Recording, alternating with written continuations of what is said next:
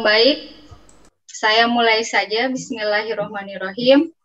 Alhamdulillahirabbil alamin. Alhamdulillahilladzi a'tana bisihhati wal afiyah. Assalatu wassalamu ala Rasulillahi sallallahu alaihi wasallam wa ala alihi wa sahbihi wa mawalah amma ba'du. Puji dan syukur kepada Allah yang telah memberikan sehat dan afiat ya kepada kita semua, sehingga kita teman-teman di sini masih bisa mengikuti kelas intensif 20 hari bersama 20 ulama perempuan Nusantara. Nah, sebelumnya saya akan menyapa-nyapa dulu ya di sini. Saya lihat di Zoom sudah lumayan banyak peserta yang masuk, itu ada sekitar berapa ya? 88. Ya, sekitar 88, dibantu langsung oleh Ibu Nyai. Dan juga selamat datang kepada para peserta yang mungkin bisa nontonnya live streaming di YouTube Suara Rahima ataupun Fahmina, dan juga kepada peserta yang nonton live-nya di Facebook gitu. Baik. Pertemuan kali ini merupakan pertemuan yang ke-10 ya, dan pada pembahasan kali ini kita sudah memasuki bab ketiga dari kitab Manbaus Sa'adah. Nah, bab ketiga Manbaus Sa'adah ini kita akan diberi edukasi, yaitu tentang ahamiyatus shihah wal afiyah fil hayatil zaujiyah. Jadi urgensi sehat wal afiat dalam kehidupan perkawinan gitu. Nah, selama beberapa hari ini teman-teman semuanya ya telah mendapatkan edukasi tentang unsur-unsur penting kehidupan yang baik dan menyenangkan. Yang dalam kitab Manbaus Sa'adah ini mu'alif nyatakan bahwa di antara unsur-unsur kehidupan yang baik dan menyenangkan itu adalah as-shihhatus syamil wa kamil. Jadi kesehatan yang secara menyeluruh, sehat secara fisik, sehat secara mental, dan sehat juga secara sosial. Dan kemarin juga telah dibahas ya di pertemuan-pertemuan sebelumnya, yaitu tentang hak-hak tubuh, seperti hak-hak untuk mengkonsumsi makanan yang baik dan sehat, kemudian hak tubuh untuk menerima melakukan istirahat yang cukup, dan juga hak tubuh untuk pemenuhan hak seksual. Nah, dalam bab ketiga ini, karena ada beberapa subtema ya, jadi pertemuan kali ini yang akan disampaikan oleh Ibu Nyai Arihah ini adalah bab pembuka. Jadi subtema yang pertama yang akan kita bahas pada kesempatan kali ini yaitu tentang urgensi menjaga kesehatan tubuh, dan nanti mungkin akan dikorelasikan dengan korelasinya dengan kehidupan keluarga yang bahagia gitu, dimana keluarga kalau kita sudah bicara keluarga itu kan berarti relasi di dalamnya sudah ada suami, istri, dan anak gitu. Jadi sebelum kita mempersilahkan narasumber untuk menyampaikan pemaparannya, saya akan sedikit memperkenalkan narasumber kita ini, Ibu Nyai Arihah, yang tadi secara sekilas sudah disampaikan oleh Kang Dul ya, bahwa Ibu Nyai Arihah ini adalah seorang dosen di UIN Wali Songo Semarang, dan beliau juga sebagai pengasuh pesantren di pesantren Darul Falah Semarang. Jadi setelah kemarin menggali informasi ya bersama Ibu Nyai menyampaikan bahwa santrinya juga itu adalah mahasiswanya juga gitu. Jadi karena berdekatan antara pesantren dengan kampus gitu. Nah, aktivitas beliau ini selain juga sebagai dosen, pengasuh pesantren, juga aktif di berbagai organisasi, yang beberapa pengalaman organisasi tersebut bergerak dalam bidang pemberdayaan perempuan ya, seperti di MUI Provinsi Jateng, Ibu Nyai ini bergerak pada bidang pemberdayaan perempuan, remaja, dan keluarga. Kemudian beliau juga aktif di Ikatan Pengusaha Muslimah Indonesia, kemudian aktif juga di Jam'iyah Perempuan Pengasuh Pesantren Putri dan Mubalaghah, dan lain sebagainya ya. Jadi kalau saya sebutkan satu-satu, mungkin kelas intensif ini akan selesai gitu untuk membacakan CV saja dari Ibu Nyai Arihah. Baik, ada juga sedikit cerita yang ingin saya share ya tentang kampus dari UIN Wali Songo, itu kegiatan-kegiatan yang ada di kampusnya. Ini mungkin saya bukan promosi ya, atau bisa disebut apa juga boleh lah.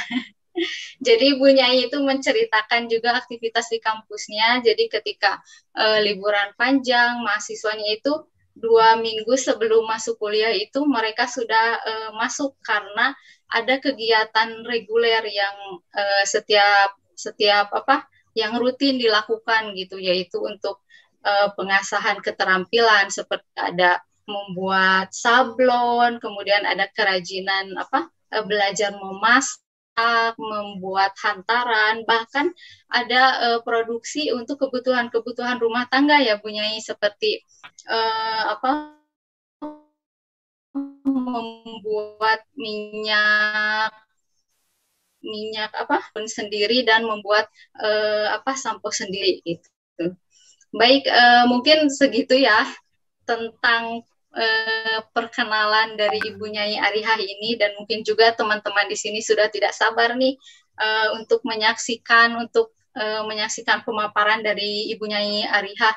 Mungkin di sini juga ada teman-teman dari mahasiswa ataupun santri dari Ibu Nyai. Selamat datang, selamat mengikuti kelas intensif ini. Baik, karena Ibu Nyai akan menampilkan PPT ya Bu Nyai, jadi kepada Kang Dul mungkin bisa dikasih akses untuk share screen untuk Ibu Nyai Arihah ini. Baik, selanjutnya kepada Ibu Nyai saya persilahkan.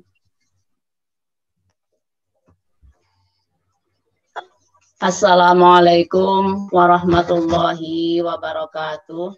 Waalaikumsalam warahmatullahi wabarakatuh. Bismillah, alhamdulillah, summa alhamdulillah, alladzi khalaqana min nafsin wahidah wa bassa minha rijalan wa nisaa, wa afdhalus salati wa atammut taslim ala sayyidina wa habibina wa syafi'ina wa qurrati a'yunina Muhammadinil mab'us rahmatan lirijali wan nisa'i wa ala alihi wa ashabihi ahli sidqi wal wafa minar rijali wan nisa'i wa man tabi'ahum bi ihsanin ila yaumil jazai, amma ba'd. Yang terhormat Maha Guru Mubadalah, beliau Romo Yai Dr. Faqihuddin Abdul Qadir, yang senantiasa kita tunggu karya-karya briliannya yang mencerahkan gitu ya. Yang kami hormati para bunyai, para kiai di lingkungan dunia Mubadalah yang senantiasa kita tunggu bimbingan dan arahannya. Yang tak terlupakan Kang host, Kang Dul, Mbak moderator, kemudian santriyin, santriyat Mubadalah, dan semua yang berada di hadapan saya yang dirahmati oleh Allah Subhanahu wa Ta'ala. Awal sekali marilah kita memanjatkan puja dan puji syukur kehadirat Allah Subhanahu wa Ta'ala. Biqaulina alhamdulillah wa syukrulillah ala ni'amillah, atas banyaknya nikmat dan karunia, salah satunya nikmat pandemi. Di barokati corona ini kita bisa bertaklim dalam kondisi yang sangat tidak merepotkan untuk menyesuaikan akselerasi new era ini. Jadi sebenarnya kalau di sana-sana itu sudah era 5.0, nah kita mau menyesuaikan 4.0 sudah masih sangat berlepotan begitu ya. juga dengan cepatnya perputaran bumi yang menyebabkan cepatnya waktu berjalan. Jangan hanya melihat fenomena alam ini secara suudzon ya kepada Allah. Nah, pandemi bikin nggak bisa keluar dan lain sebagainya. Tapi justru lihat hari ini. Karena pandemi, dalam setengah hari saja kita bisa berguru dengan siapa saja. Bisa bertalim dengan orang-orang hebat. Itu luar biasa. Itu adalah bibarokati corona. Nah, oleh karenanya, mari kita pandai mengambil hikmah dengan melihat sisi-sisi positif dari apa yang diciptakan oleh Allah Subhanahu wa Ta'ala. Yakinlah, inna ma'al usri usra, gitu ya. Yang tidak kita lupakan juga, marilah senantiasa kita sanjungkan sholawat serta salam sebagai ekspresi cinta kepada beliau baginda Rasulullah, Rasul akhir zaman, la nabiyya ba'dah. Kalau ada orang memparapi beliau dengan Nabi ke-25, maka kemudian lagi marak sekarang viral ada Nabi ke-26. Itu saya pikir salah sekali ya, karena Nabi itu banyak sekali jumlahnya. Tapi Rasulullah adalah Nabi terakhir, la nabiyya ba'dah, di mana Rasulullah ini telah memberikan contoh-contoh bagaimana menggapai dan mewujudkan kehidupan yang penuh kesetaraan, keadilan, dan tentu kedamaian.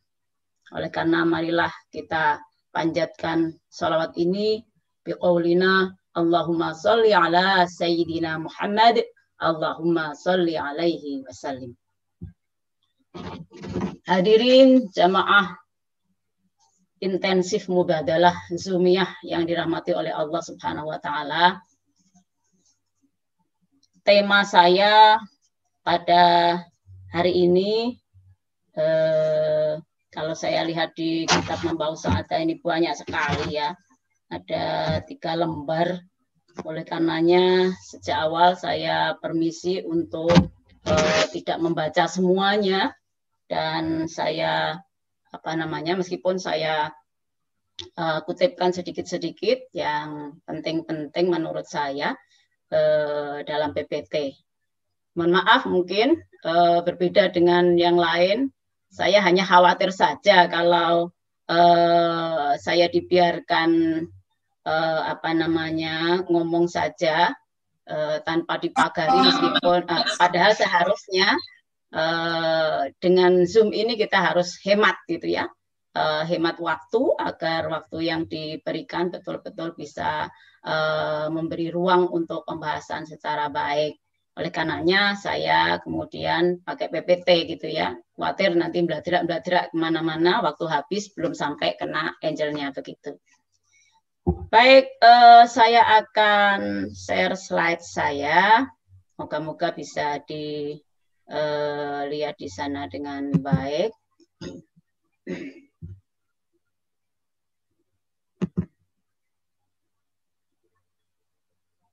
Kelihatankah?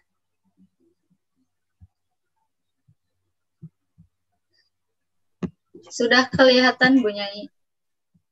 Baik. Sebentar, ini mau tak pindahin. Oke.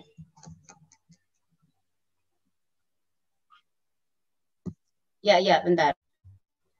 Oke. Sabar. Oke. Sebagaimana yang ditugaskan kepada saya sampai hari ini kita belajar sampai pada fasal ketiga ya. Al-faslus salisu ahammiyatus sihah wal afiyah fil hayati zawjiyah. Jadi ini jarang sekali dibahas. Jadi saya sebutkan tadi sangat brilian, sama jarangnya orang membahas tentang pentingnya menjaga lingkungan gitu ya. Tidak disadari bahwa sesungguhnya lingkungan itu berkontribusi luar biasa dalam kehidupan kita, tetapi tidak banyak dibahas bagaimana menjaganya dan bagaimana memberdayakannya. Sama halnya dengan menjaga kesehatan dalam kehidupan relasi laki-laki perempuan dalam rumah tangga, dalam kehidupan perkawinan. Sepertinya menjadi sesuatu yang tidak perlu dibahas begitu, akan tetapi ketika ada masalah dengan kesehatan justru tidak bisa melakukan apa-apa begitu ya. Oleh karenanya sangat hebat Yai Fakih dalam Manba'us Sa'adahnya, namanya saja kitabnya Manba'us Sa'adah ya, telaga kebahagiaan. Nah, di sini beliau memaparkan tentang pentingnya menjaga kesehatan, sehat walafiah itu di dalam kehidupan keluarga, di mana di dalamnya ada relasi laki-laki dan perempuan. Nah, di awal sekali dari pasal ini luar biasa, Kang Fakih memberikan kata kunci yang luar biasa, gitu ya. Saya baca saja. Bismillahirrahmanirrahim. Inna ta'alim allati ata bihal Mustafa sallallahu alaihi wasallam tad'u ila ikhrajin nasi minaz zulumati ilan nur. Inna ta'alima, sesungguhnya at-ta'alima itu pengajaran allati ata biha al Mustafa yang datang dengan bersama Rasulullah Sallallahu Alaihi Wasallam itu tad'u ila ikhrajin nas, itu mengajak kepada ikhrajin nas, mengeluarkan manusia minaz zulumati, dari kezoliman dari kegelapan ilan nuri, kepada pencerahan gitu ya. Wa tafaqquhum minal ighlali ijtimaiyati allati kanat alaihim. Wa tafaqquhum, dan membuka minal ighlali, dari belenggu-belenggu al-ijtimaiyati, belenggu-belenggu masyarakat sosial ya, allati kanat alaihim, yang ada pada mereka sebelumnya. Wa tuhillu lahum, dan menghalalkan bagi mereka thayyibatid dunya, kebaikan-kebaikan dunia, wa tuharrimu alaihim, dan mengharamkan bagi mereka khaba'ithiha, keburukan-keburukannya. Wa tahuthuhum ala hasanatid dunya min ajlin hasanatil akhirah. Dan wa tahuthuhum, mendorong manusia ala hasanatid dunya, pada kebaikan-kebaikan di dunia, min ajli hasanatil akhirah, untuk mendapatkan kebaikan-kebaikan di akhirat. Ini yang saya sebut tadi sebagai satu kata kunci yang sangat hebat. Dengan bahasa saya mulai bahwa mulai dari awal sekali motif Allah menciptakan manusia itu ya adalah dengan motif cinta. Allah menciptakan manusia itu untuk happy, untuk bahagia. Mulai dari bahagia di dunia sampai bahagia di akhirat, hatal akhirah. Karena memang cinta itu adalah benih kebahagiaan. Sebagai buktinya, agar manusia itu mencapai kebahagiaan yang dimaksudkan oleh Allah, maka Allah kemudian menuntunnya, mengawalnya, mengadvokasinya dengan syariat. Di mana syariat itu bukan sesuatu yang mengawang-awang langit, tetapi sangat membumi. Dicontohkan oleh Rasulullah, dicontohkan oleh manusia, sebangsa manusia, bukan sebangsa malaikat. Sehingga syariat ini kalau disebutkan Fakih dalam Manba'us Sa'adah itu adalah subulas salam, jalan keselamatan. Kalau saya artikan peta cinta, karena tadi disusun dengan penuh cinta, maka dia adalah peta cinta untuk menggapai kedamaian dan kebahagiaan dunia hatal akhirah, sampai ke akhirat. Nah, sebagai sebuah tuntunan, maka syariat itu ikhrajin nas minaz zulumati ilan nur, mengeluarkan dari kegelapan. Ya, namanya gelap.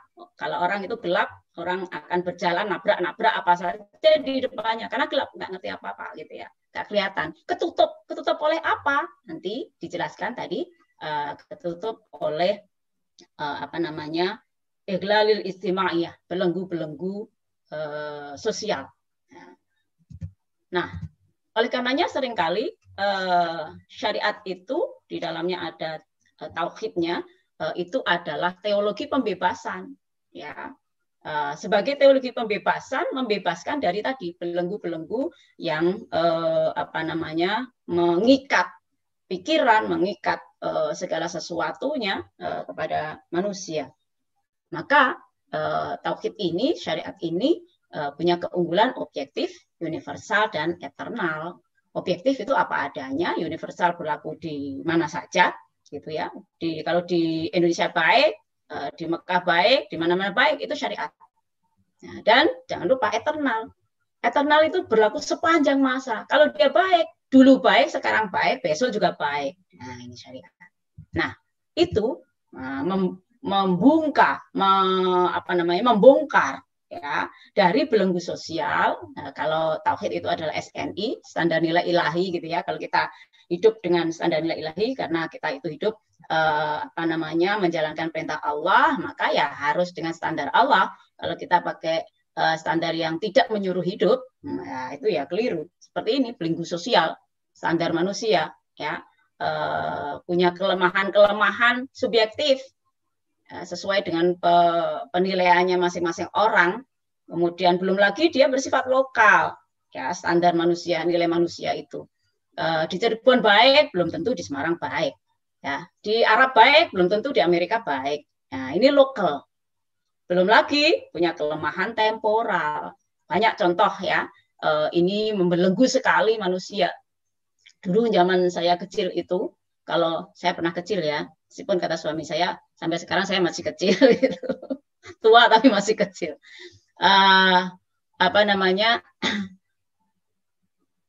Standar nilai manusia, yang daratan dari manusia itu membelenggu. Contohnya, zaman saya kecil dulu, kalau ada perempuan pakai celana, kemudian bonceng motor, nyangkang gitu ya.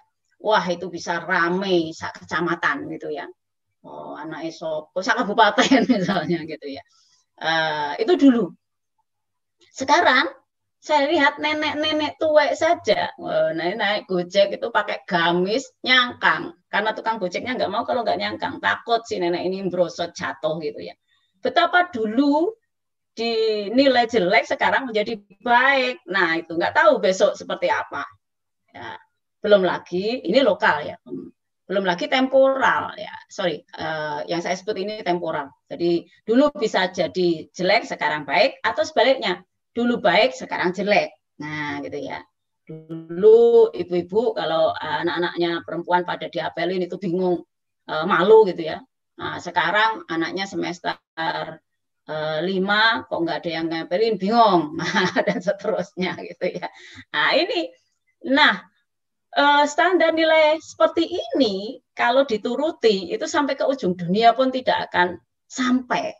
Maka tidak perlu menjadi sesuatu yang harus kita harus kita penuhi. Inilah yang saya sebut inilah yang Yai Fakih sebut sebagai pembelenggu manusia.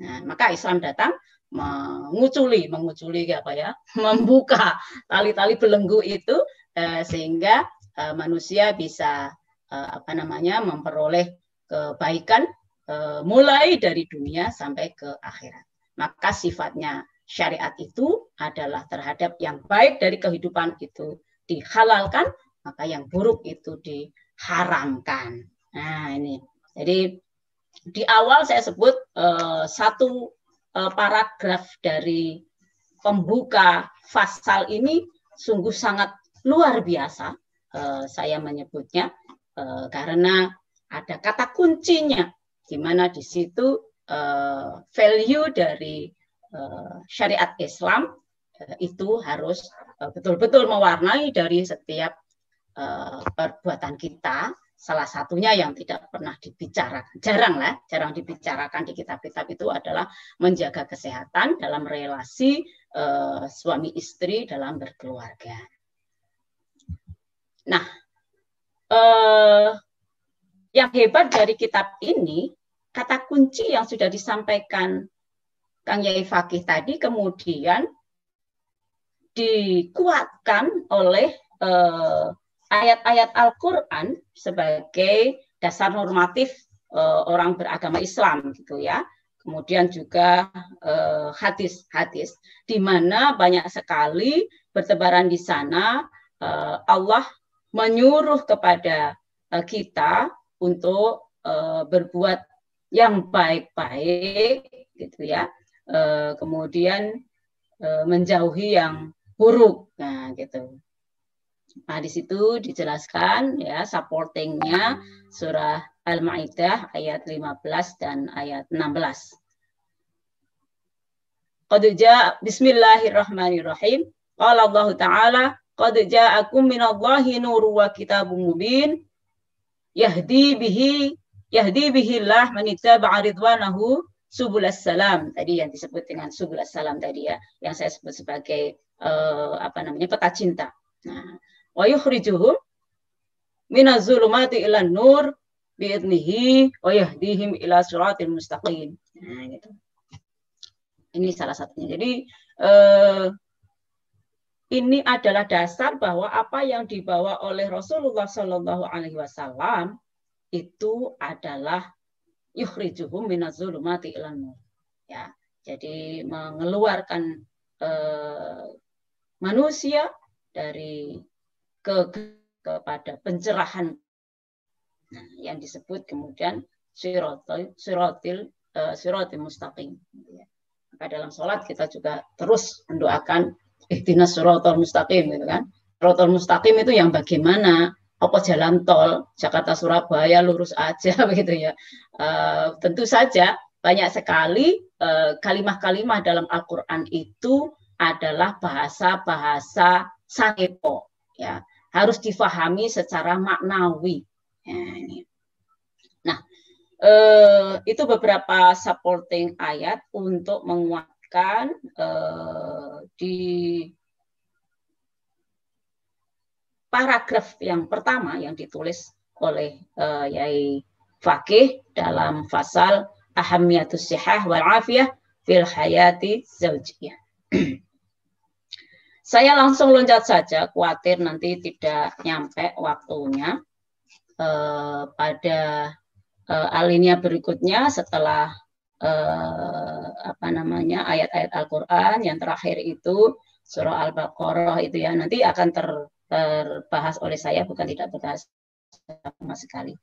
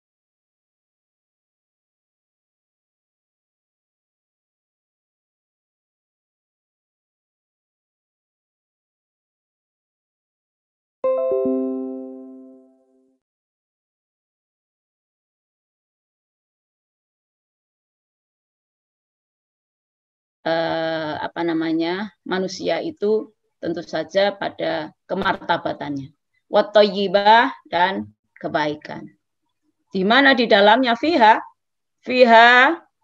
hayatul hasanah ya, di dalam kehidupan yang baik itu ada kuwatun, ada kekuatan, warahmatun, dan kasih sayang. Ya, dalam kehidupan itu kalau nggak kuat gimana? Ada kasih sayang sesama, tidak hanya sesama manusia, bahkan sesama makhluk. Ya, kalau hidup yang baik itu, karena sadar betul bahwa keberadaannya hanyalah setitik debu yang sangat bergantung pada yang lainnya. Kita tidak hanya sangat bergantung kepada manusia, juga bergantung kepada alam dan tumbuhan. Seringkali tidak pernah dilegiwokan. Nah, ini kalau ketemu dosen bahasa Indonesia dimarahin. Dilegiwokan itu apa? Dipedulikan ya. Tanaman-tanaman itu. Padahal sesungguhnya kita hidup sangat bergantung kepada tanaman itu. Mengapa? Karena mereka memproduksi oksigen, sementara hidup kita tidak bisa tanpa oksigen. Tetapi seringkali keberadaan mereka tidak dipedulikan. Ya. Wasaatun, dan keleluasaan, punya banyak waktu untuk saling hidup, saling memperhatikan dan seterusnya. Wa mana'atun, dan punya ketahanan. Ya, ketahanan apa saja? Apakah itu ketahanan bersifat fisik, kesehatan, ketahanan bersifat ekonomi, ketahanan ekonomi, ketahanan melawan penyakit, ketahanan baik itu secara fisik, fisiologis maupun secara psikologis, gitu ya. Bagaimana kita diajarkan untuk tidak meninggalkan generasi-generasi yang lemah, ya. Baik lemah secara agama, lemah secara kondisi badan, lemah secara keilmuan, lemah secara tauhid. Nah, ini. Maka dalam kehidupan yang baik itu ada ketahanan. Wafiha, dan di dalam hayatul hasanah itu ada tamatta'un, ada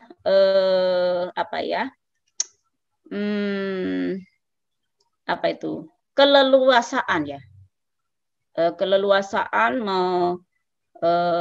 tamatta'un bitthayyibat, menikmati ya kebaikan-kebaikan. Wafiha, dan dalam hayatul hasanah juga ada itu istinabun, bisa menghindarkan, bisa terhindarkan anistayyiati, dari keburukan-keburukan. Wa ahamu, dan yang paling penting muqawwamatil hayatit thayyibah wal hasanah. Yang paling penting ya dari hayatul hasanah, muqawwamatil hayatit thayyibah wal hasanah. Apa itu? Pondasi atau dasar-dasar yang baik, kehidupan yang baik gitu ya. Kehidupan yang baik lagi baik. Thayyibah wal hasanah. Apa itu? Pondasi dari kehidupan yang baik, yang di dalamnya ada quwwah, rahmah, sa'ah, mana'ah, kemudian dan lain sebagainya tadi, ada karimah, ada muhtaramah dan lain sebagainya, disebutkan oleh mu'allif di sini. Ya, dasarnya itu adalah, pondasinya adalah as-sihah bimaknaha asyamil wal kamil, yaitu kesehatan. As-sihah, dasar kesehatan dalam arti syamil, menyeluruh gitu ya, wal kamil, dan sempurna. Kesehatannya tidak hanya sehat ekonomi saja, tetapi tidak sehat rohani, tidak sehat religiositenya gitu, sehingga kalau seperti itu menjadi bingung mentasyarufkan rizkinya, sehingga kurak-karik gitu ya. Maka sehat di sini bermakna syamil wal kamil. Jadi keseluruhan dan sempurna. Likulli fardin min afrodil mujtama'i. Jadi sehatnya tidak hanya kepala keluarganya saja, suaminya saja, tetapi likulli fardin, tiap-tiap individu. Suaminya sehat, istrinya sehat, anak-anaknya sehat. Ini menjadi apa? Cikal bakal komunitas sehat, menjadi masyarakat yang sehat gitu. Nah, wasihatul asrori, wasihatul usroti tusamma aidon as-sihah al-ajnabiyah. Kesehatan keluarga, tadi kan mulai dari kemudian anggota masyarakat semuanya. Nah, kesehatan keluarga, di mana di situ ada kesehatan kaitannya dengan relasi ya, ada kesehatan komunikasi gitu ya, dan lain sebagainya itu baik jasmani maupun rohani, tusama aidon asihah al-ajnabiyah, itu juga disebut dengan kesehatan reproduksi ya. Yang banyak dikenal kesehatan reproduksi sering berasosiasi kepada fisik, tetapi sesungguhnya tidak hanya fisik saja. Kesehatan reproduksi itu bisa fisik biologis, juga sehat dalam mereproduksi ekonomi ya, rezeki yang datang dari luar, informasi-informasi dari luar seperti apa. Dari luar itu tidak harus dari di halaman rumah gitu ya. Karena seringkali kalau itu sifatnya informasi bisa dari HP, bisa dari internet dan lain sebagainya, itu bisa direproduksi biar bisa menjadi lebih baik dan bermanfaat bagi keluarga itu ya. Terutamanya lagi memang sihah anjabiyah ini, maaf anjabiyah ya bukan anjabiyah. Anjabiyah ini adalah kesehatan reproduksi secara fisik. Jadi mulai dari berhubungan suami istri, kemudian menjadi hamil, melahirkan, menyusui dan seterusnya itu. Nah ini. Tu'addu min ahami muqawwamatil hayati thayyibah al-hasanah. Nah, ini menjadi satu dasar dari kehidupan yang baik dalam berkeluarga tentu saja ya. Haitsu ya'ishul insan, sehingga kalau berkeluarganya itu dipenuhi pondasi-pondasi atau dasar-dasarnya kehidupan yang baik ini, maka akan menjadikan hidupnya manusia itu bil itmainnani, dengan ketenangan ya, hidupnya tenang, wal istiqrari, tentram, sehingga idza kanat usratuhu sahihah, jika keluarganya ini dalam keadaan yang baik, dalam persoalan kesehatan reproduksi itu, maka akan diperoleh tus'aitu ya, akan diperoleh kebahagiaan dalam berkeluarganya dan waturihu, dan kenyamanan. Wa ta'alimul Islam tushiru bil wadhil ila ahamiyah hadhil muqawwamati lil husuli alal hayati thayyibah wal hasanah. Dan pembelajaran ini, pembelajaran dalam Islam ini telah menunjukkan tushiru bil wuduhi, dengan jelas, sangat jelas kepada ahamiyah hadhil muqawwamati lil husuli alal hayati thayyibah wal hasanah, kepada pentingnya pondasi ini ya, untuk bisa lil husuli alal hayati thayyibah wal hasanah, agar bisa memperoleh kehidupan yang baik. Nah, seperti itu. Nah, jadi tadi disebutkan ini untuk menarik saja begitu ya. Hayatul hasanah fid dunya itu, di mana di dalamnya ada kemuliaan, bermartabat, ada kebaikan di situ, sehingga ada kekuatan, keluasan untuk berbuat, ada kasih sayang, ada ketahanan. Itu adalah di dalamnya ada kesempatan menikmati hal-hal yang baik. Jadi kadang-kadang orang itu kan dalam keluarga itu ini sesuatu yang baik ya, bagi Allah, perspektif Allah, tapi tidak bisa melihat itu sebagai suatu kebaikan. Ya, ini adalah satu nikmat, tetapi karena tidak bersyukur sama sekali tidak bisa merasakan nikmat. Nah, maka dalam hayat hasanah fid dunya itu ada ini kesempatan menikmati hal-hal yang baik ini dan bisa terhindar dari kejelekan. Ini pondasinya tadi disebutkan adalah kesehatan, as-sihah, bermakna asyamil wal kamil, keseluruhan dan sempurna. Baik itu jasmani, rohani, ya, kesehatan jasmani, rohani, politik, sosial, ekonomi, dan lain sebagainya. Juga meliputi kesehatan individu yang meliputi laki-laki maupun perempuan sama sebagai anggota masyarakat, individu. Juga kesehatan dalam berkeluarga, menjadikan keluarga itu sebagai media pereproduksi. Reproduksi apa?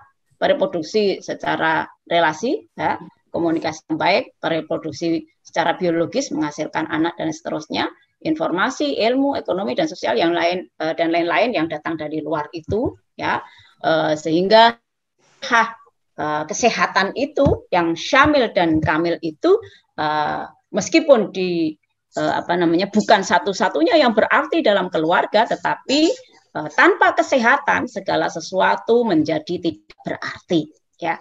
Jangan sampai kita mengabaikan persoalan kesehatan ini, karena ketika kita sedang sakit, jangankan berbuat yang lebih baik, beribadah secara individu pun diri kita, jangankan berbuat kepada orang lain, pada diri kita sendiri saja tidak mampu apa-apa, gitu ya. Maka sehat, ya, yang syamil dan kamil itu menghasilkan satu kehidupan yang tenang, yang bahagia, yang nyaman. Nah, inilah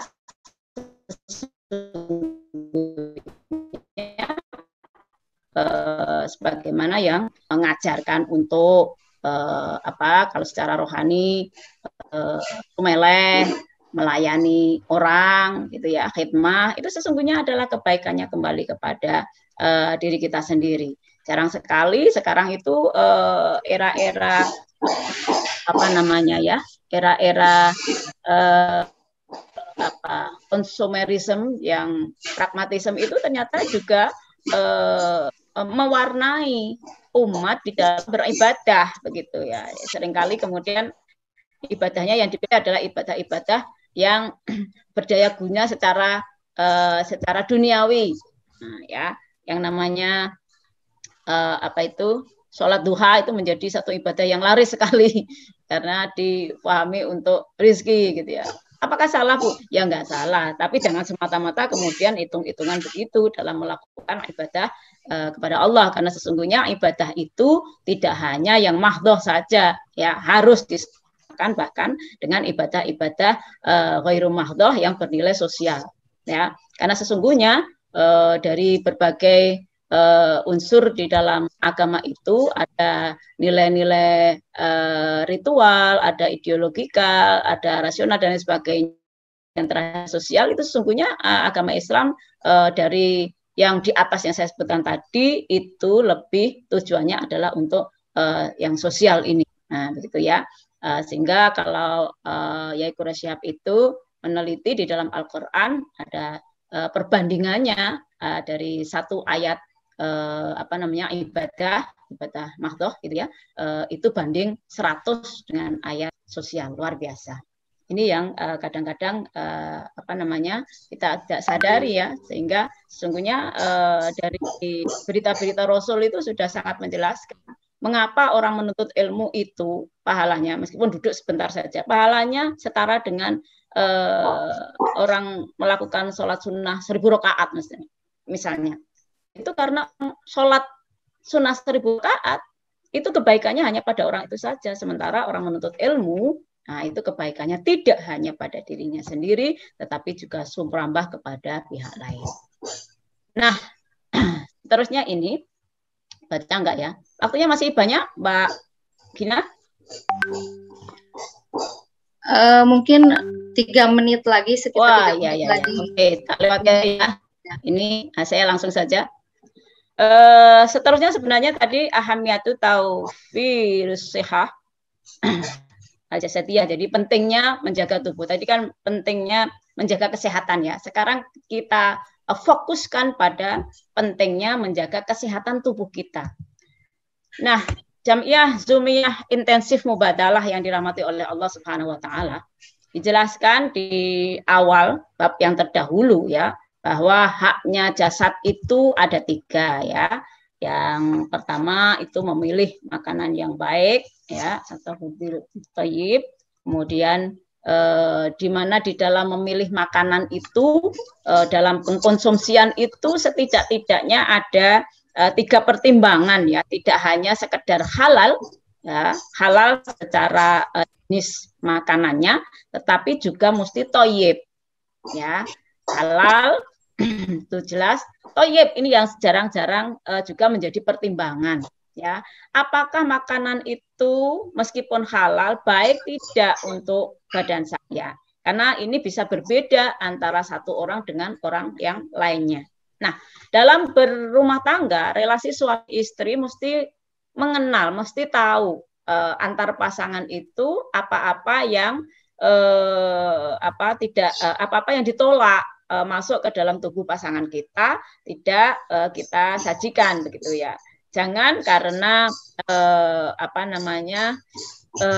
alasan sayang gitu ya, kemudian kita sajikan terus, padahal itu berbahaya. Sesungguhnya Anda tidak sedang menyayangi pasangan Anda kalau seperti itu.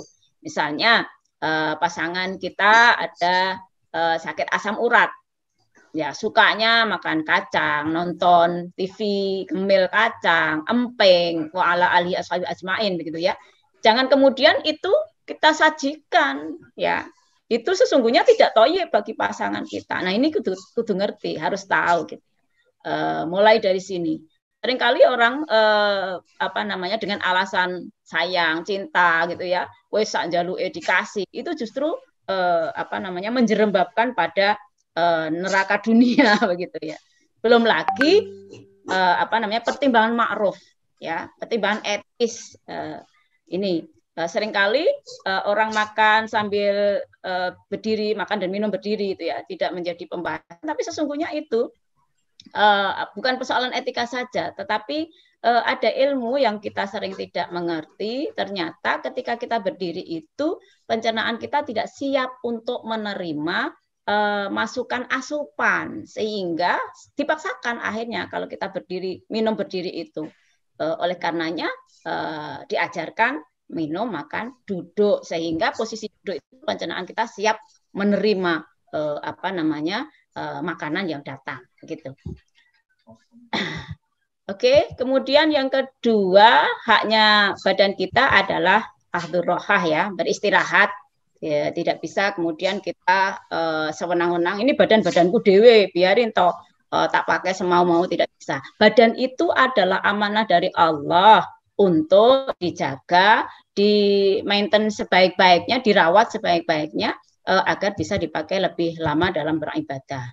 Dan yang terakhir adalah pemenuhan kebutuhan seksual begitu ya. Ini adalah haknya jasad, namanya jasad ya. Kalau dalam kimia usaadah itu ini masuk dalam karakter hewan gitu ya.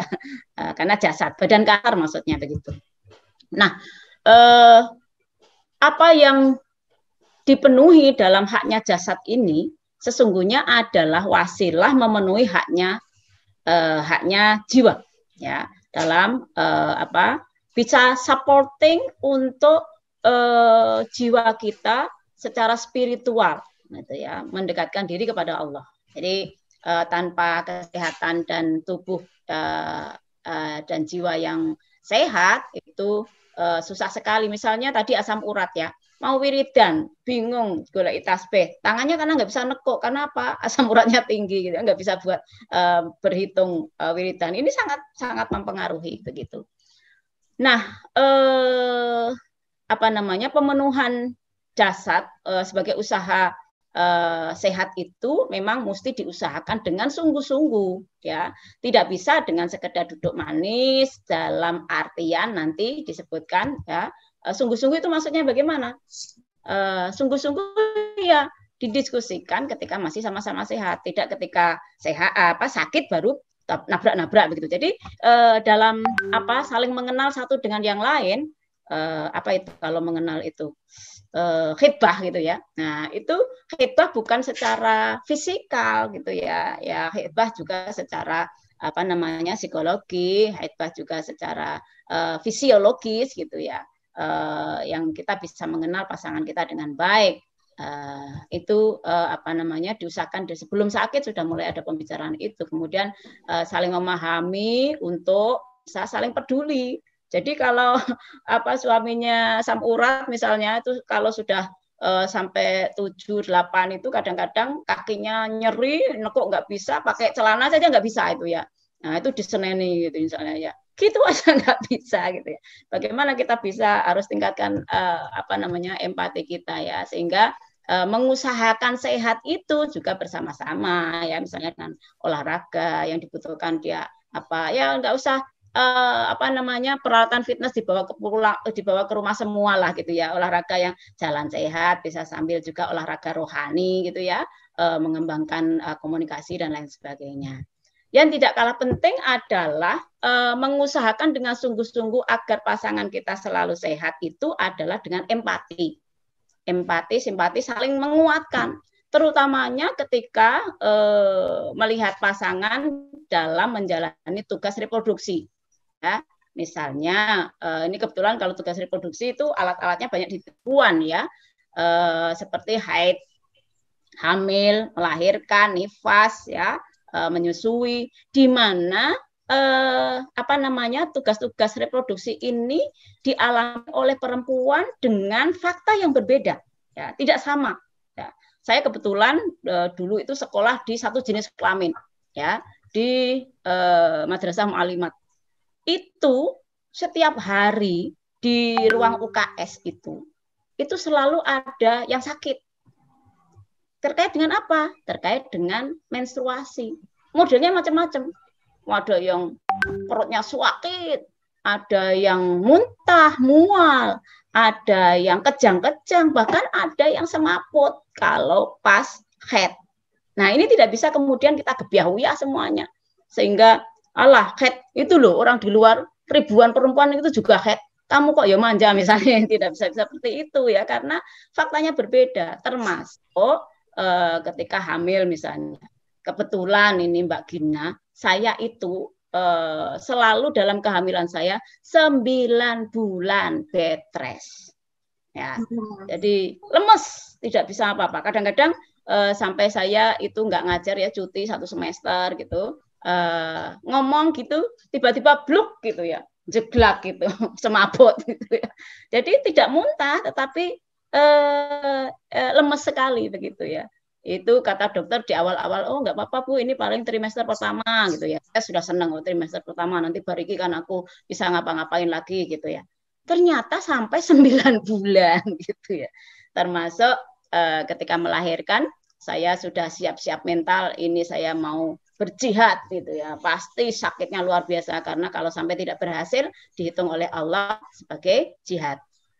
Sampai waktu yang ditentukan sampai mundur 2 minggu tidak terjadi kelahiran, sampai dipacu juga Mbak Gina dengan obat-obat itu 10 pil gitu ya. Padahal saya sudah ronsen itu tidak panggul sempit, panggulnya normal begitu, tetapi ternyata 10 tablet untuk pendorong kelahiran itu tidak berhasil gitu ya.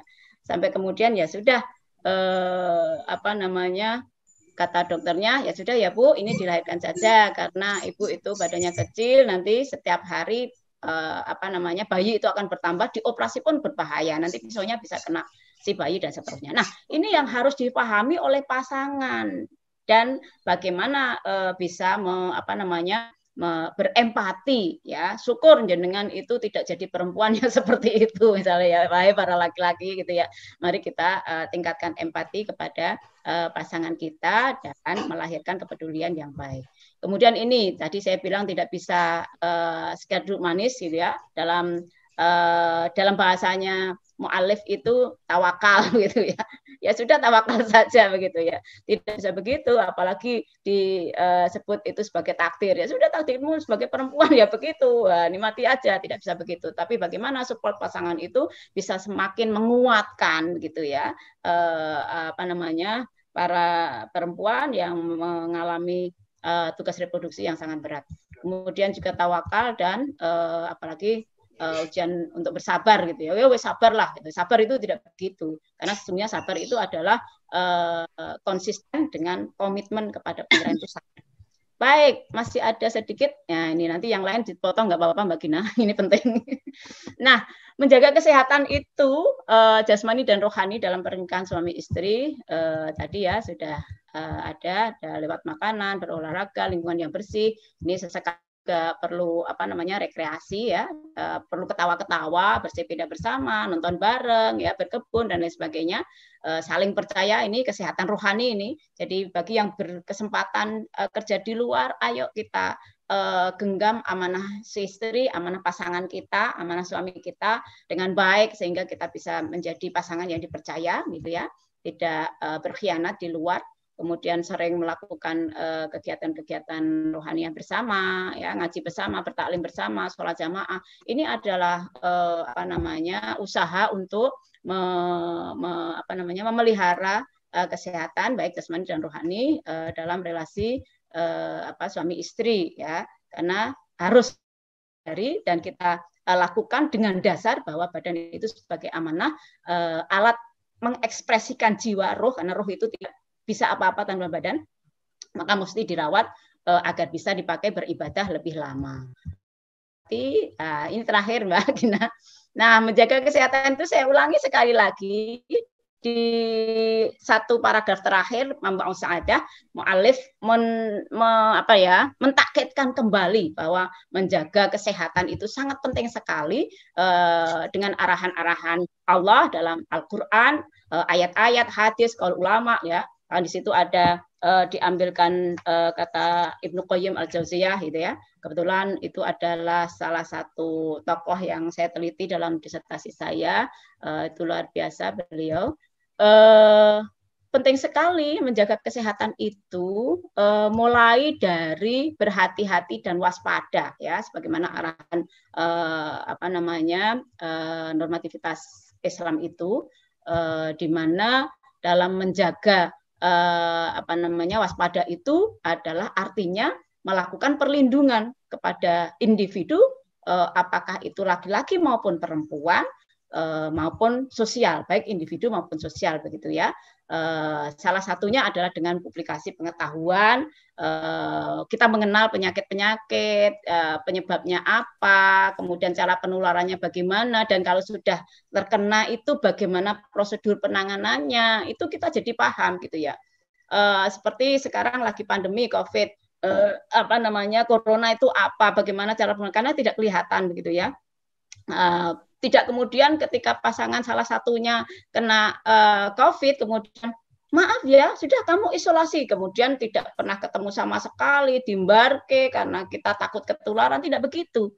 Ya, isolasi itu adalah mengurangi bertemu dengan pihak lain, tetapi mesti kita support ya pasangan kita yang terkonfirmasi terpapar COVID itu. Saat makan kita ajak makan bersama, kita pakai alat ya, pakai sarung tangan dan sebagainya sehingga tidak bersentuhan langsung, dan ini akan membesarkan mereka pasangan kita untuk menjadi semakin imunnya semakin kuat gitu ya, sehingga dia punya kemampuan untuk melawan virus ini, karena virus itu nggak kelihatan begitu ya. Kebetulan saya di akhir November itu diicipi pangeran kena COVID gitu ya, tertular oleh suami gitu. Oleh karenanya kalau orang sakit itu kan kecenderungannya pengen dapat perhatian dan sebagainya gitu ya, sehingga ketika kami di rumah sakit itu banyak menyaksikan, dan sebulan sebelumnya saya mengadakan penelitian memang tentang hal ini, bahwa spiritualitas kemudian dukungan dari seputar itu betul-betul memberi daya kuat ya bagi si pasien untuk bisa melawan serangan virus ini. Dan itu kata Allah, Arihah, kamu jangan hanya neliti nih icip-icipnya corona gitu ya, saya ngicipi gitu. Alhamdulillah sekarang sehat dan bisa bertemu dengan penjenengan semua. Jadi Bang Ena, jangan sampai kemudian masyarakat terlalu takut karena tidak mudeng gitu ya, sehingga kalau sakit sekarang nggak berani ke rumah sakit, katanya nanti tidak disuntik mati gitu, karena yang di rumah sakit banyak yang mati. Waduh, ada juga orang yang berpikir seperti itu gitu ya. Nah kalau seperti itu ya, bisa ditangani dengan baik sehingga tidak agar sebagai usaha untuk tidak muncul penyakit menular, di mana penyakit menular ini kemudian bisa kita atasi dengan sebenarnya ya dengan ajaran-ajaran agama itu bisa kita perlakukan sebagai preventif medik gitu ya. Nah, contohnya ini bersuci, tahu dan lain sebagainya ini salah satunya pernah saya tulis itu dawamul wudu sebagai ikhtiar dari penyembuhan corona, penyembuhan COVID-19 gitu ya. Dawamul wudu. Jadi sering mencuci tangan gitu ya. Dulu pernah saya praktekkan di zaman mahasiswa itu dawamul wudu karena enggak zaman mahasiswa itu zaman dulu saya tidak pakai kosmetika jadi udah wudu ya enggak apa-apa gitu ya. Kosmetiknya enggak hilang gitu ya. Termasuk ini makan minum dengan duduk dan seterusnya itu tadi sehingga sangat jelas sesungguhnya kesehatan itu adalah awal kebahagiaan di dunia dan menjadi wasilah kebahagiaan di akhirat sebagaimana sering kita doakan ya dalam kita panjatkan dalam doa dalam surah Al-Baqarah 201 itu Rabbana atina fid dunya hasanah wa fil akhirati hasanah wa qina adzabannar. Nah gitu ya. Meminta kebaikan di dunia maupun kebaikan di akhirat dan terhindar dari api neraka yang sesungguhnya tidak bisa kita lakukan dengan duduk diam saja tetapi harus kita aktualisasikan sebagai usaha yang nyata. Barangkali itu semoga bermanfaat. Mari kita lanjutkan dengan diskusi saja. Wallahu a'lam, semoga bermanfaat. Monggo Mbak Gina.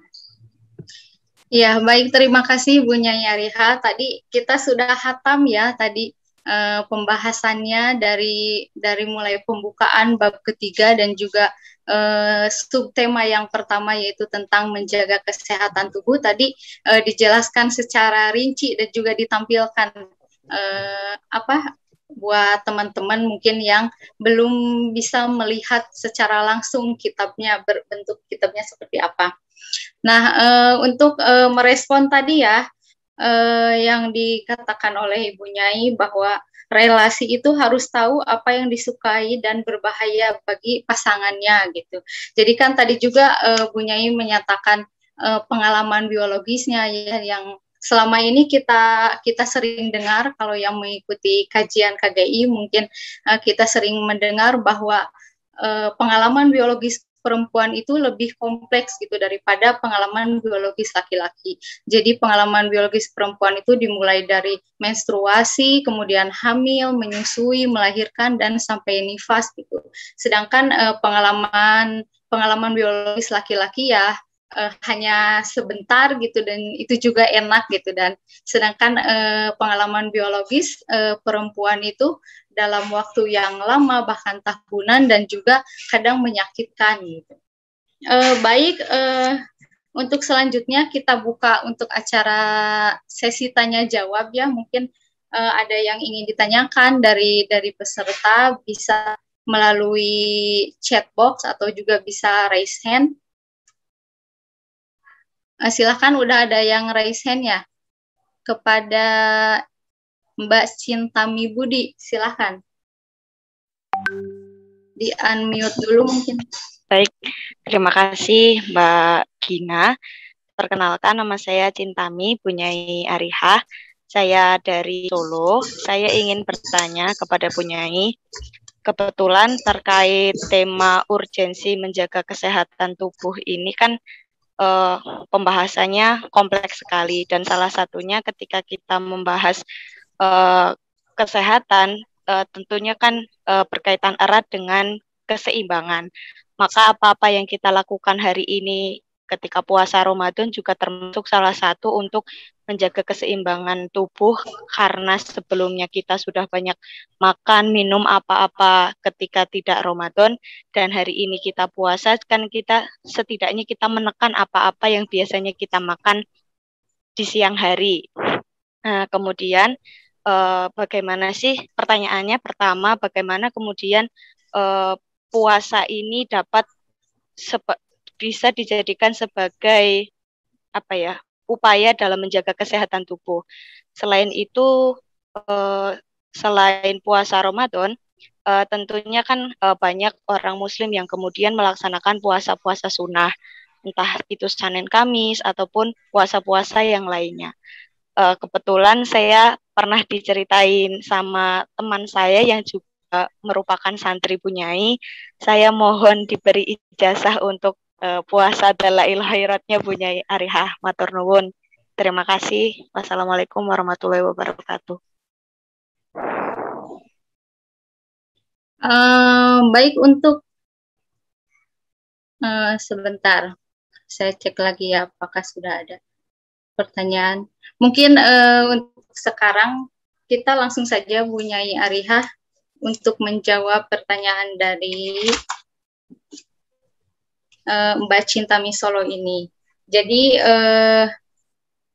selama bulan puasa ini, bagaimana kita bisa menjadikan bulan puasa ini untuk menjaga kesehatan tubuh. Dan juga beliau Mbak Cintami ini minta ijazah gitu ya untuk ikut puasa katanya gitu. Silakan. Ya, terima kasih Mbak Cintami. Berarti jenengan tadi betul-betul memperhatikan kami berdua ya di sini. Terima kasih atas perhatiannya. Sudah sangat dijelaskan oleh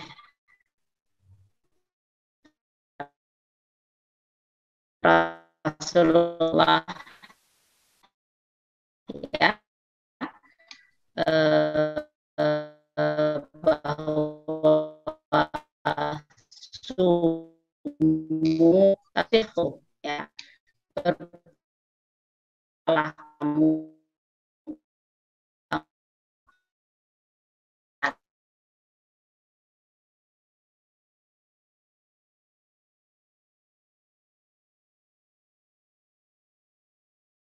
waniyah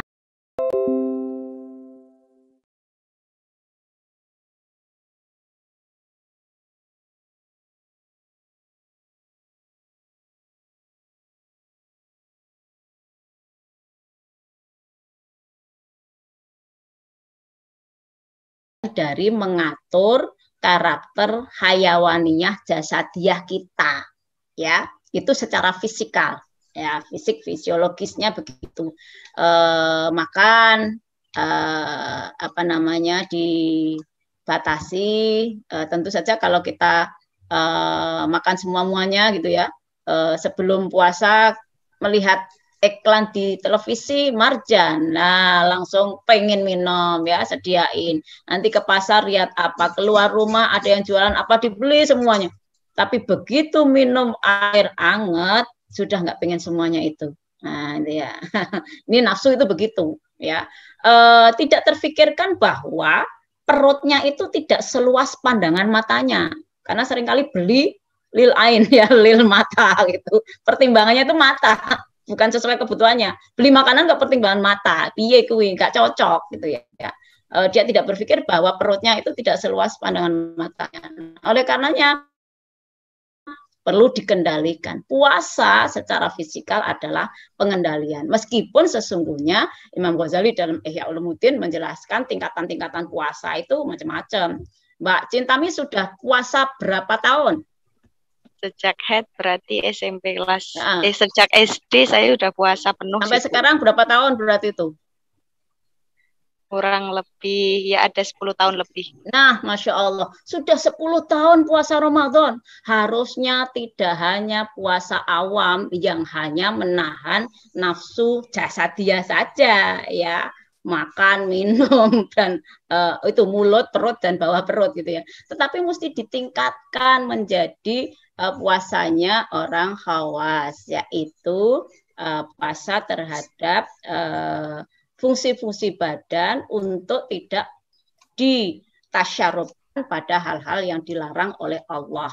Ya, mestinya melihat yang kemudian melihat itu kemudian terrespon menjadi ngamuk-ngamuk, miso-miso, pikirannya kemana-mana, kemudian mendatangkan apa yang kemarin itu ya, apa namanya, keluar air mani misalnya, dan seterusnya. Tidak melakukan itu, tangan, kaki dan seterusnya, puasa apa namanya, anggota badan dan seterusnya. Nah ini, jadi sudah sangat jelas puasa itu apa namanya, menyehatkan. Saya ada pengalaman salah satu apa ya, tetangganya teman, tapi kemudian apa ketemu kami, dia itu penyanyi dangdut ya namanya ya, penyanyi dangdut, kemudian diterima di salah satu perusahaan karena prestasinya menyanyi itu.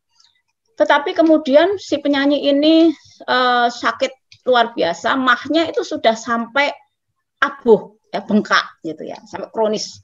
Kemudian disarankan puasa. Kemudian dia puasa Senin Kamis. Puasa Senin Kamis tidak terlalu menyembuhkan karena Senin puasa, Selasa Rebo apa namanya itu dendam ya, dendam gitu karena nggak puasa. Kamisnya puasa lagi, Jumat Sabtu Ahad dendam lagi gitu ya, dendam terhadap makan mumpung tidak puasa gitu ya. Akhirnya tidak terlalu menyembuhkan, akhirnya dia puasa setiap hari. Nah, karena dia merasakan dengan puasa dia semakin sehat dan bahkan semakin cerdas begitu ya. Nah, kemudian dibawa ke kami oleh karena tetangganya itu dosen di FITK ya. Kemudian daripada kamu puasa-puasa saja, nggak ada amalia khusus, ayo diisi maca sholawat, ayo diisi apa ya. Akhirnya puasa dalail gitu ya. Jadi dia sudah meninggalkan dunia gelapnya, minazulumati ilan nur gitu ya. Ada pencerahan begitu. Nah, itu Mbak Cintami kalau persoalan ijazah nanti pada pelakunya saja ya. Silakan datang ke rumah nanti sama suami saya yang dapat amanah boleh mengijazahkan kepada orang lain. Kalau saya sendiri bukanlah pelaku dalail, saya hanya meneliti para pelaku-pelaku puasa dalail khairat begitu. Gitu Mbak Cintami. Monggo Mbak Gina. Ya, apakah sudah puas dengan jawabannya Mbak Cintami? Sudah cukup Mbak Gina. Terima kasih Bu Nyai. Terima kasih. Jangan panggil Bu Nyai ah.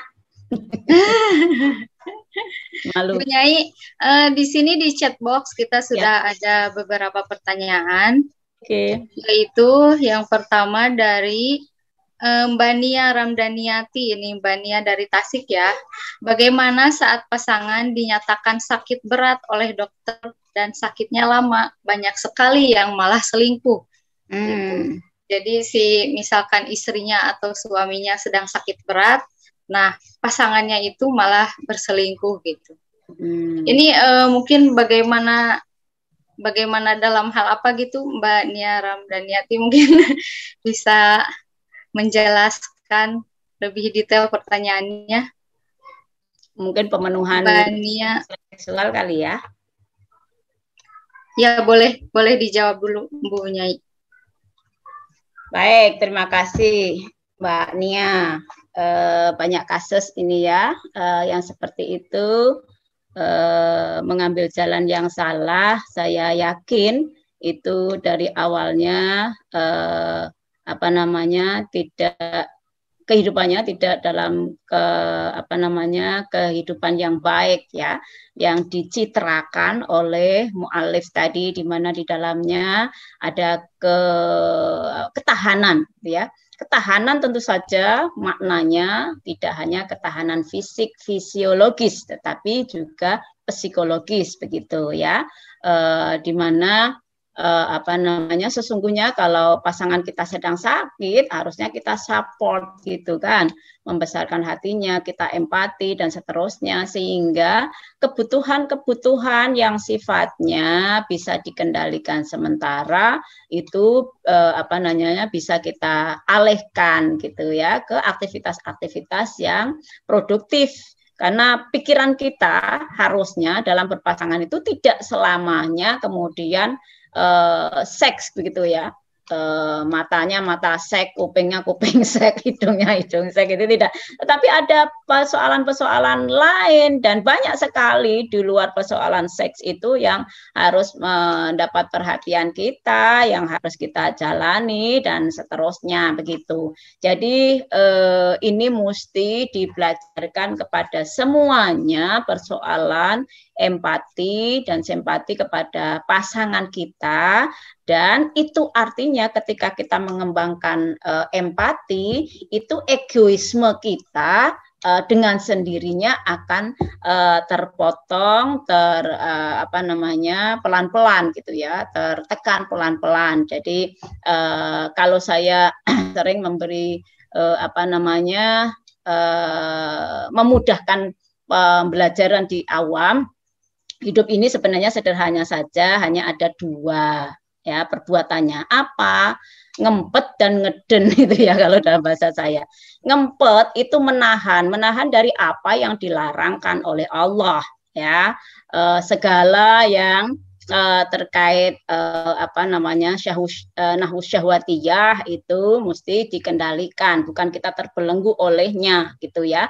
Kemudian hal-hal yang baik yang disuruhkan oleh Allah, empati kepada pasangan, mengikhtiarkan pasangan agar segera sembuh, menguatkan pasangan agar bisa menghadapinya dengan baik. Ini yang bagian harus kita usahakan. Ini harus kita ngeden kalau seperti itu ya. Di luar dua hal pekerjaan ini, motifnya sesungguhnya hanya ada dua orang hidup itu, yaitu mencari pahala, artinya itu mencari kebaikan dan mencari saudaraan. Ketika kita mencari kebaikan di mata Allah, tentu kita tidak mempertimbangkan penilaian manusia, ya, tetapi mempertimbangkan penilaian Allah Subhanahu wa taala. Dan ketika tujuan hidup kita itu adalah mencari saudara, maka sama sekali tidak ada dalam pikiran kita itu keinginan-keinginan untuk menutup hidupnya, untuk melukai, untuk menyakiti wa ala alihi wa ashabi ajmain. Saya pikir begitu Mbak Nia. Jadi kalau Anda ketemu yang seperti itu, ini perlu diadvokasi ya, bagaimana seperti yang saya nyatakan tadi, hal-hal mana yang harus diempet, hal-hal mana yang harus dieden dalam bentuk keseharian, bagaimana berempati ya dalam hal ini dan menguatkan pasangan agar mampu menghadapi dengan baik penyakit-penyakitnya. Begitu Mbak Gina. Oke, baik. Selanjutnya ada pertanyaan dari mana tadi? Nah, dari Mbak Rulia Ifadalina, tanya Ibu Nyai, apakah boleh menanyakan riwayat penyakit calon istri atau suami sebelum ke jenjang pernikahan? Itu jadi untuk jaga-jaga mungkin ya. Ya silahkan Ibu Nyai. Ya, dari siapa tadi Mbak Rulia? Iya, Mbak Rulia. Okay. Menurut saya, karena yang ditanya saya ya, itu boleh saja begitu ya, tapi bukan untuk alasan menolak begitu ya. Dalam artian begini, cari-cari apa itu ya, cari-cari pembenaran untuk menolak karena dia berpenyakit ini gitu.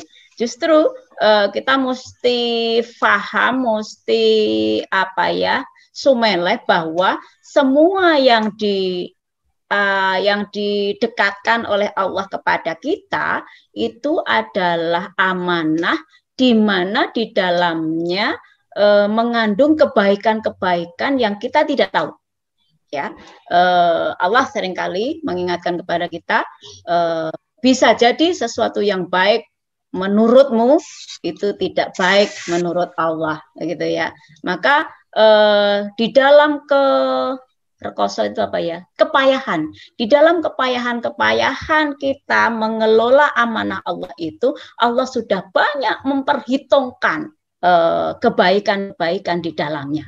Ini juga harus kita pahami sehingga dengan siapa aja kita happy karena kita bersama Allah gitu ya, dengan Allah, dan tujuannya adalah untuk mencari ridho Allah dalam kebahagiaan, karena kita tadi sudah yakin penciptaan kita itu didasari oleh cinta Allah, maka Allah itu ingin mencintai kita dengan cara menunjukkan tadi dengan cinta itu tadi ya.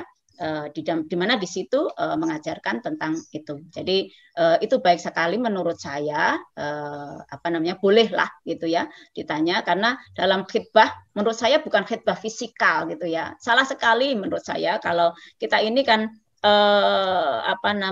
hidup bukan hidup yang menilai kemartabatan sesuatu itu dari fisik gitu ya. Kita bukanlah sapi yang dihitung berdasarkan berat badan karena lemu sithik wae kita seksoro ya kan. Tetapi dihitung dari akhlaknya. Oleh karenanya itu akan baik sebagai sebuah informasi bagaimana kita mendukung pasangan kita untuk tidak melakukan dan mengkonsumsi hal-hal yang berbahaya bagi dirinya sendiri, karena bisa jadi dirinya dan diriku itu berbeda, sehingga butuh perlakuan yang berbeda yang harus dipahami dan diperdulikan. Oke, baik. Jadi bisa saja tadi ya dirinya dan diriku itu berbeda. Jadi salah satu emang apa sih untuk menjaga kesehatan dalam perkawinan juga itu kita juga salah satunya kan harus saling mempelajari misalnya fungsi organ reproduksi gitu. Jadi kita harus saling tahu dulu supaya nanti di keluarga kan sudah terbuka. Kalau sudah terbuka kan nanti saling empati yang kalau kata Kang Fakih itu ya empati dari suami itu merupakan keadilan bagi istri dan empati dari istri juga merupakan keadilan bagi suami gitu. Jadi sama-sama adil, sama-sama empati gitu ya. Baik, untuk selanjutnya masih ada pertanyaan dari Ibu Nurisa Fitri dari Lampung. Izin bertanya Bu Nyai, bagaimana menyikapi dan memberikan pengertian kepada pasangan dan keluarga yang menganggap pasangannya memiliki fisik yang lemah, tapi masih menuntut untuk bisa membantu bekerja Bu Nyai. Terima kasih.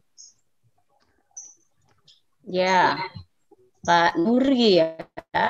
Mana nih Mbak Nuri? Lambaikan tangannya. Mbak Nuri dari Lampung. Ya, apa tadi pertanyaannya Mbak Gina? Bagaimana memberikan pengertian kepada keluarga? Kepada keluarga. Jadi ini dari eksternal ya. Jadi orang luar bagaimana kita menyikapi dan memberikan pengertian kepada pasangan dan keluarganya yang menganggap pasangannya memiliki fisik yang lemah. Jadi dituntut untuk bisa membantu kerja gitu. Oh gitu ya. Dengan keterbatasan fisik yang lemah seperti itu. Ya. Kalau menurut saya, ini kalau saya cenderung belajar itu memberi pengertian itu menunjukkan secara nyata gitu Mbak ya. Jadi kalau keluarga-keluarganya itu pada anggota badan yang lengkap, kemudian dengan kekuatan yang super gitu ya, sementara punya anggota keluarga yang punya pasangan yang lemah, yang berbeda, itu perlu sekali tempo memang dijelaskan bahwa itu tadi dirimu dan dirinya berbeda gitu ya. Sekali tempo diajaklah kemana terkait dengan orang yang sakit itu loh Mbak. Itu bagimu itu sangat mudah, bagi dia sangat susah gitu ya. Seringkali kita meniru Allah ya. Taholaku bi'alakillah. Allah itu sering memberi pembelajaran kebaikan sesuatu akan terasa kalau sudah tidak ada kan gitu ya. Misalnya jari-jari kita bisa luar biasa bergerak, begitu kena asam urat, nggak bisa. Baru dia merasakan, oh iya ya ternyata sakit sekali. Nah itu mungkin perlu diingatkan bahwa untuk banyak-banyak bersyukur bahwa Anda diberikan tubuh yang lengkap dan sehat serta kuat, kemudian diberi amanah pasangan atau anggota keluarga yang kurang kuat dan lemah agar Anda bisa saling menguatkan. Nah, salah satu prinsip mubadalah itu adalah adil kan? Selain bermartabat juga keadilan. Artinya apa? Artinya yang kuat itu memberdayakan yang dhaif, yang lemah, ya. Sehingga kita bisa dalam keluarga itu terjadi kesetaraan begitu. Karena tidak bisa dihitung berdasarkan kemampuan orang per orang secara sama rata gitu. Jadi diajarkan untuk bersyukur bahwa dirimu itu kenikmatan luar yang mesti ditasyarufkan untuk menguatkan, memberdayakan yang lemah yaitu pasangan Anda gitu ya. Seringkali orang tidak bisa tadi ya, tidak bisa menerima kebaikan yang sesungguhnya itu baik di mata Allah gitu ya. Karena dengan kita bisa melakukan tugas ini terkait dengan pemeliharaan amanah Tuhan gitu ya, amanah Allah, baik itu berupa saudara, anak, pasangan gitu ya, yang butuh perawatan khusus, itu sesungguhnya akan mendatangkan kerahmatan yang luar biasa manakala kita mampu menjalaninya dengan kesabaran. Sabar bukan berarti tengok-tengok, tidak ngomong dan lain sebagainya, tetapi sabar itu adalah tetap konsisten di jalan Allah, itu namanya sabar ya. Karena seringkali justru orang itu salah mengerti tentang sabar ya. Diartikan sabar itu sangat terkait dengan musibah, dengan sakit dan sesungguhnya gitu ya. Bahkan padahal tidak begitu, karena sesungguhnya sabar itu terkait mentalitas untuk senantiasa konsisten kepada Allah, baik dalam keadaan banyak berlimpah nikmat ataupun sedikit kenikmatan, tapi sama saja merasakannya begitu. Karena ini terkait dengan ujian ya. Itu banyak yang tidak lulus ujian dari Allah dalam keenaan, tapi banyak justru yang lulus dalam kepayahan begitu. Ini jangan sampai kita lupa bahwa memang selagi masih ada di dunia, ya ini ujian kabeh gitu ya, yang dalam kenikmatan ujian, dalam kepayahan ujian, dalam macam-macam begitu. Begitu Mbak Gina. Baik, mungkin ini tidak terasa ya, ternyata kita sudah sampai pada jam 3 dan terasa Mbak, terasa ngelak.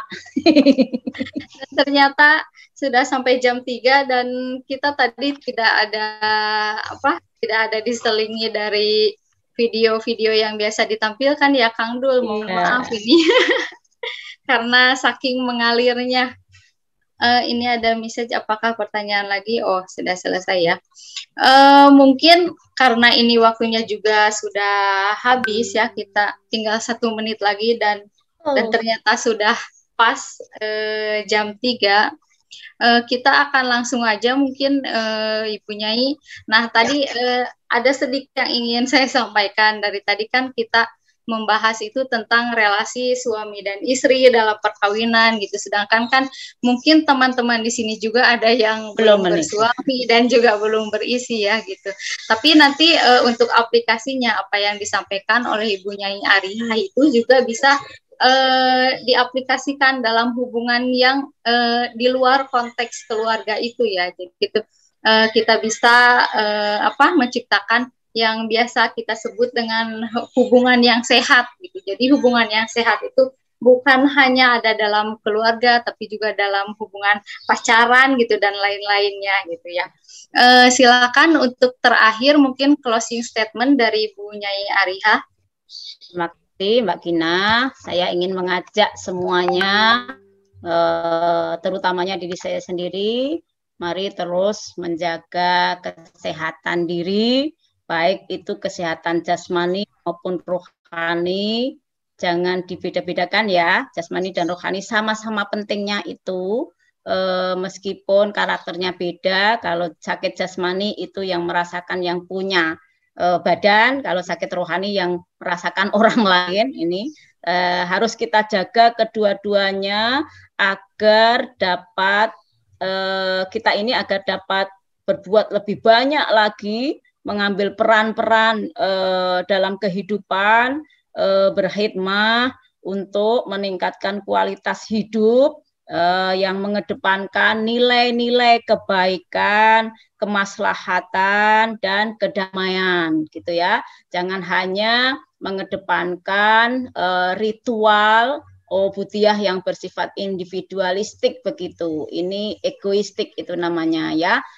Mari terus kita jaga kesehatan agar kita mampu melakukan banyak hal sebagai diniatkan menjaga kesehatannya dalam rangka menjaga amanah dari Allah Subhanahu wa taala. Insya Allah itu bagian dari ibadah. Makasih Mbak Gina. Baik, Jadi untuk penutupan saya sekali lagi mengatakan bahwa dalam kitab Manbaus Sa'adah ini ditegaskan bahwa unsur-unsur kehidupan yang baik dan menyenangkan itu salah satunya adalah asyihatus syamil wa kamil. Jadi kesehatan yang menyeluruh, sehat fisik, sehat mental, dan juga sehat secara sosial itu. Dan terima kasih kepada Ibu Nyai Ariha yang telah tadi sangat padat sekali ya kita secara hatam menyampaikan pemaparan dari kitab Manbaus Sa'adah ini. Saya tutup untuk acara kelas intensif 20 hari bersama 20 ulama perempuan Nusantara pada hari ini dengan bacaan Alhamdulillahirabbil alamin. Mungkin saya kembalikan kepada Kang Gul. Oke, terima kasih Mbak Gina, terima kasih kepada Ibu Nyai Ariha, luar biasa sekali. Dan terima kasih juga kepada santri Mubadalah jamaah kelas intensif Mubadalah ini di episode yang ke-10. Nah, sungguh luar biasa sekali. Semoga ilmu kita, ilmu yang didapat pada episode ini semoga bermanfaat. Amin. Terima kasih.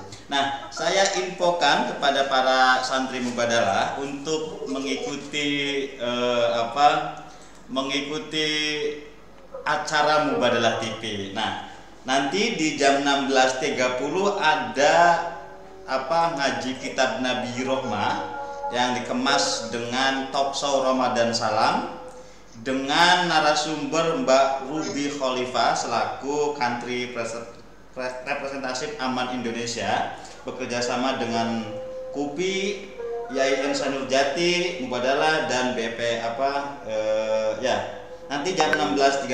Setelah ini juga nanti malam akan ada live delay di YouTube Mubadalah, itu ada This is Gender yang akan dengan tema merebut tafsir keadilan gender, profiling Liz Markus Nasir. Ya, juga jangan lupa silakan tag posting di media sosial teman-teman, media sosial santri Mubadalah untuk memposting dan juga menghashtag kelas intensif Mubadalah, hashtag bersama ulama 20 hari bersama 20 ulama perempuan Nusantara dan juga santri Mubadalah. Nah, baik, kita akan bertemu lagi di besok dengan yang ke-11 dengan tema hikmah ibadah bersuci bagi kesehatan diri yang akan disampaikan oleh Mbak Usfiyah Marfuah. Maaf, Ibu Nyai Usfiyatul Marfuah. Sebelum kita undur diri, mari kita bersama-sama membaca surat Al-Asr bersama-sama.